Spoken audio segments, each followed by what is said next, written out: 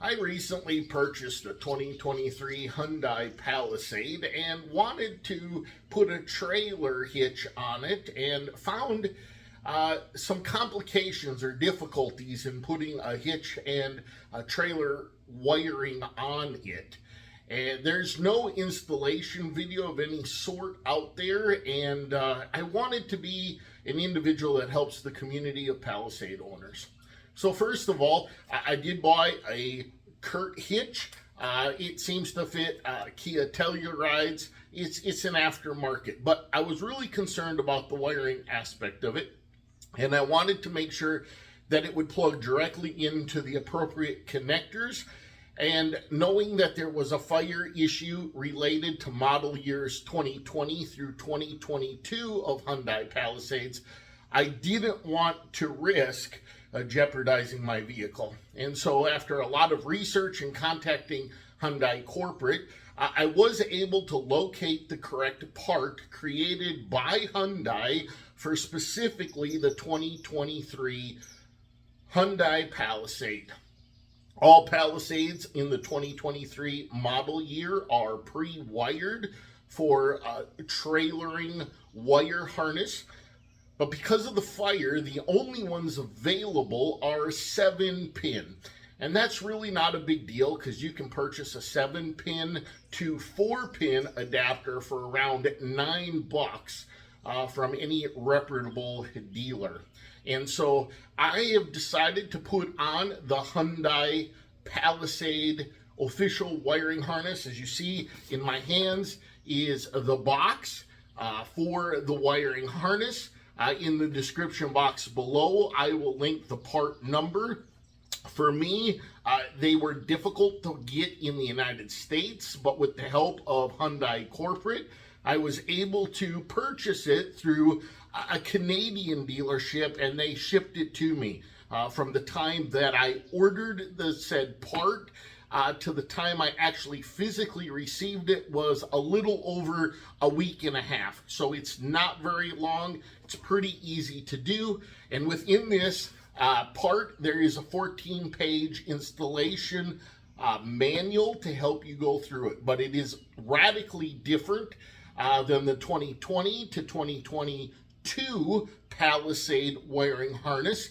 And it is connected to the CAN bus system, and all the hardware is inside the vehicle underneath the cargo area behind the third seat. And so I'm going to show and provide the Palisade community with the first, at least that I could find, installation video of the OEM wiring harness for the Hyundai Palisade model year 2023. In the wiring kit here, you will see the manual, 14 pages of instructions, and all the tools needed for said job. You will also find the harness, the 7-point harness that goes on the outside of the vehicle and through the body of the car to the interior.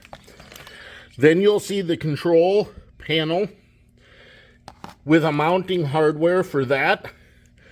There is also wiring inside with 2 fuses in addition to the fuses under the driver's footwell and under the engine. There's a 20 and another 25, and it will be difficult to replace those fuses if they blow because they will be under that cargo area behind the third seat.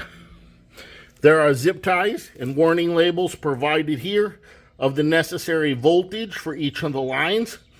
And they also provide a harness for a brake controller that plugs in under the dash with bare wires on the other end that you can connect to your brake controller.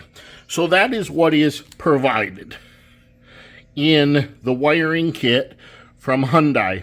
As you see, each of the items is labeled Hyundai, Kia, and Genesis. These are factory parts. These are not aftermarket. These are what we need. The first step of the installation process is removing the cargo area in the back of your Palisade. If you lower the seats and lift it up, you will notice a number of round covers. What you need to do is just take a screwdriver and pop them up. There are 5 of those that need to be taken off throughout the bottom of your cargo area. The other one is right here in the corner. And so if you look at it, there are 1, 2, 3, 4, 5 of those. Inside of each one of those holes is either a Phillips or a socket head. You can remove those. And then this entire piece has a clip over there and another clip over there. So what you will do is, once those screws are all out, store them in a safe place. If you'd like to make it lighter, you could remove the jack and the components there. Then you will lower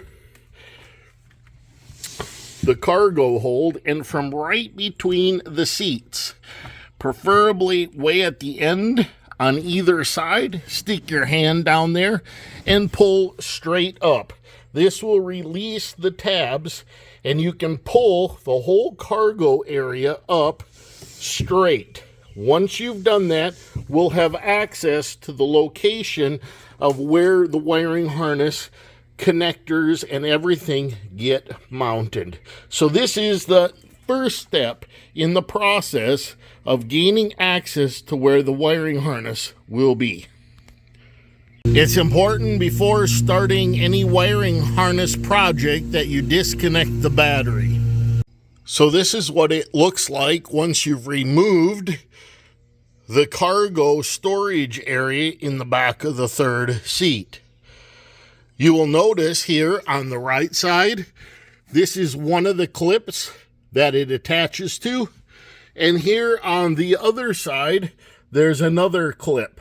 That's why you pull up evenly on both sides, otherwise you can break a clip. The screws that we took out earlier go into the yellow spots, as you saw. Those are the 5 screws that screw the bottom of that area down. Now this is where the wiring harness will connect. On the driver's side here, there is a large gasket with sealant and trim piece.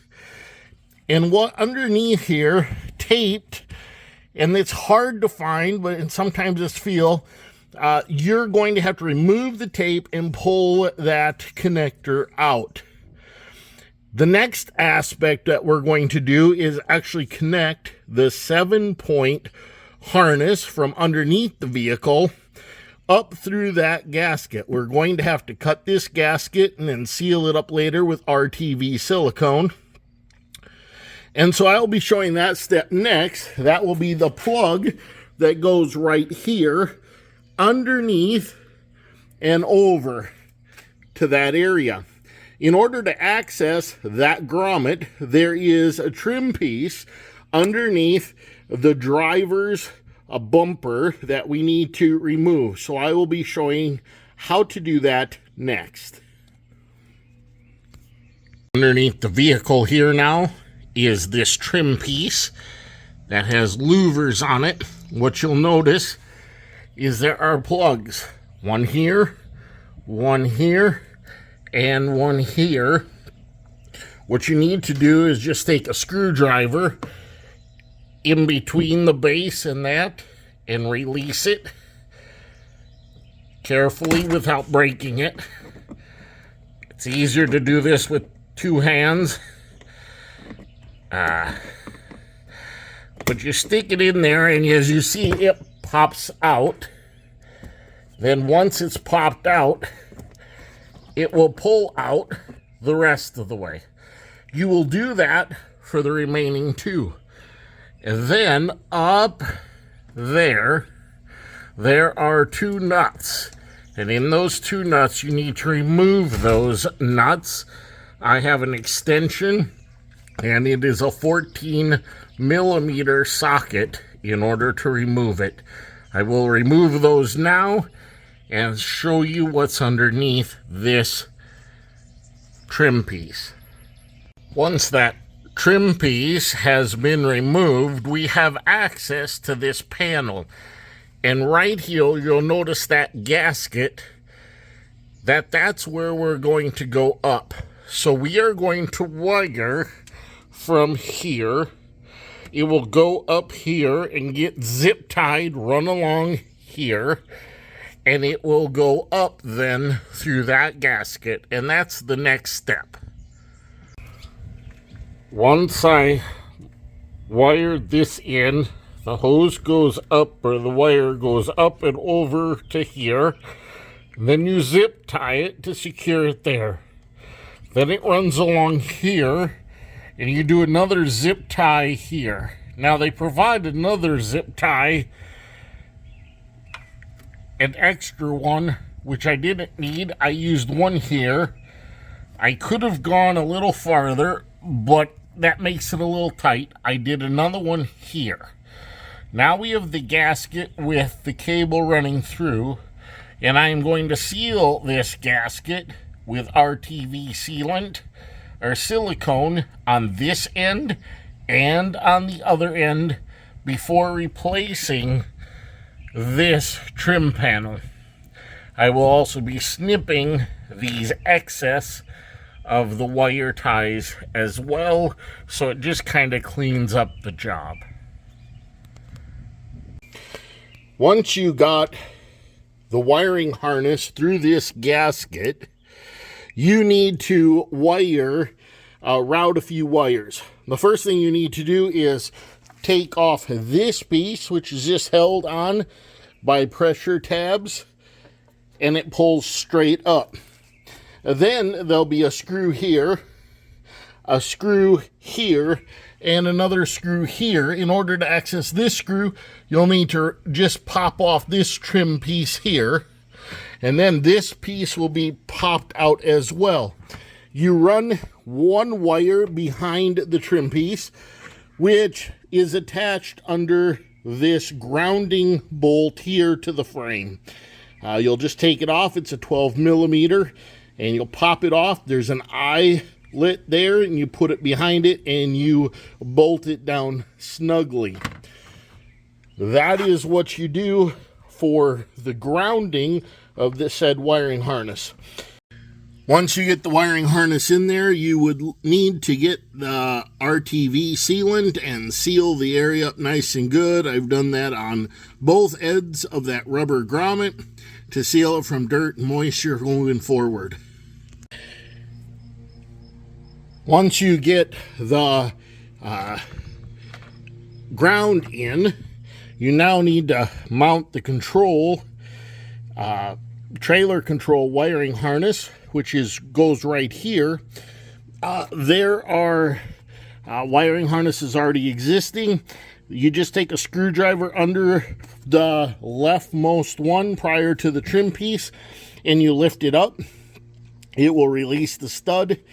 Then you mount the bracket, and before putting on the controller, you wire the wiring harness that is already existing there underneath there, and then this just simply slides in with slides into the spot that needs to be. And then you take the existing grommet that holds it down and attach it to the top of the nut that mounts this. The nut and this bracket are all included in the wiring harness. Then it's a matter of starting to attach the wiring to this to make it work. Now we're going to take the wiring harness portion that came in the wiring harness kit and begin attaching them to the various parts. The first thing that you have is this white connector. Once again, as a reminder, we need to make sure that the battery ground is disconnected at this point to make sure that nothing gets shorted out. The wiring harness is right back here, back to where we did the silicone. It's right there, so you mount it up and you plug it in. There's only one way that it can go, and so you're going to attach it at this point.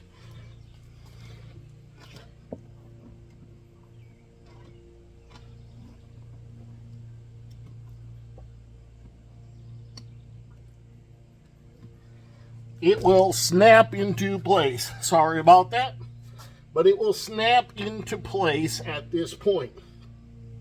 Then it's a matter of connecting the rest of the wires to the appropriate place. This far connector, there's two of them.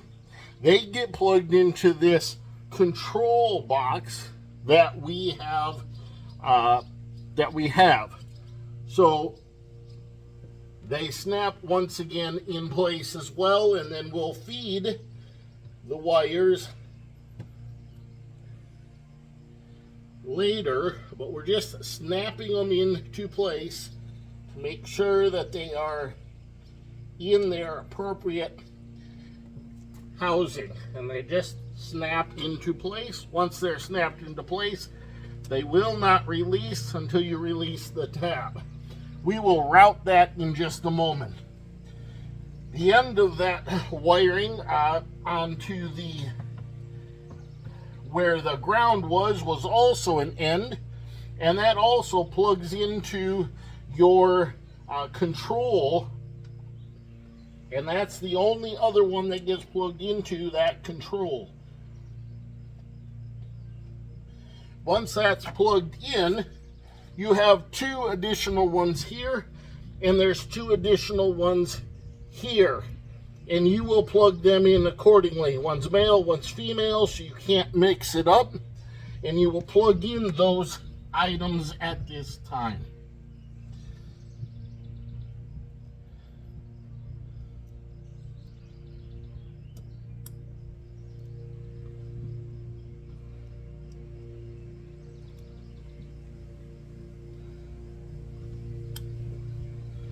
All right, once they're all snapped in accordingly, now it's our point to make sure that they get routed appropriately. So this long excess needs to be routed behind this trim piece in order for it to function properly. So I'm going to work on that, sticking it underneath here and running it along the edge. So on the piggyback wire that's coming up from the 7-pin, you will have this connector along with the ground and the connector, the white one that goes into this and two more here that will plug into the long conjoining one. Then this outside one on both sides are connected here to these two 20 and 25 amp breakers to the wiring harness itself, the CAN bus wiring system, as well as these two here that came up through the 7-pin. Now, once everything is connected, you reassemble by putting the screws in and getting all the trim pieces back into place by kind of reversing the step that you took to remove them. Well, once you get it all snugged up behind the trim, it's very unvisible. You should be able to access at least one. With a little work, both of the fuses if necessary. So now the trim piece has been put back into place here. We're just going to add this trim piece right back here.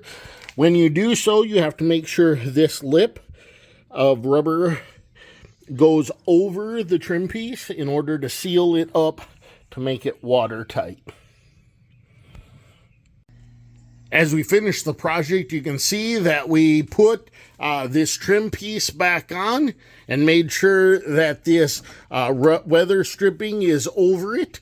Then we reinstalled the cargo area, making sure it went straight down to make sure the tabs in that corner and that tail corner were seated. And then we screwed in the 5 screws once again and returned all the covers appropriately.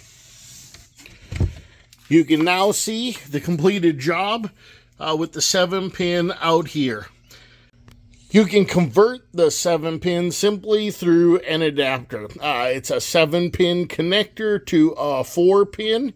It also has LED lights to test to make sure the wiring is working appropriately. This is CURT manufacturing, the same manufacturer as the Hitch that I purchased.